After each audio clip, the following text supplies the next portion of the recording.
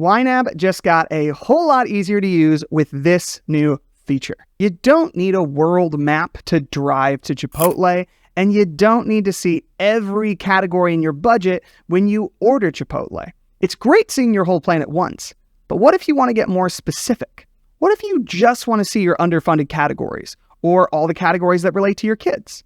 Welcome to Focused Views. You'll find them at the top of your budget. Clicking a focused view gives you a filtered look at your spending plan. If you have overspending in your budget, clicking Overspent will show you all the categories that need attention. Money Available shows you every category with money in it right now. Underfunded shows you what categories need more money according to your plan.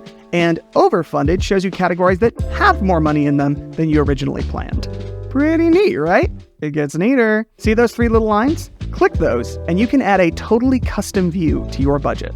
Just give it a name and select all the categories you want to see in that view. Maybe you want a mini budget for your next vacation, a quick look at your true expenses, your wish farm, the categories you normally pull money from, or a stripped down view of your plan for your less YNAB obsessed partner. When you want to see that view, just give it a click. No more scrolling, sifting through a bunch of options, just click and boom. If you ever want to change one, just go to Manage Views and hit that little pencil. Or you can trash it instead. Views that don't fit into your view bar will show up when you hit those three lines, and you can rearrange views to make sure your favorites are always one click away.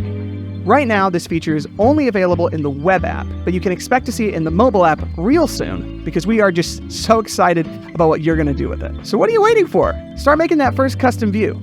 And don't forget to add an emoji.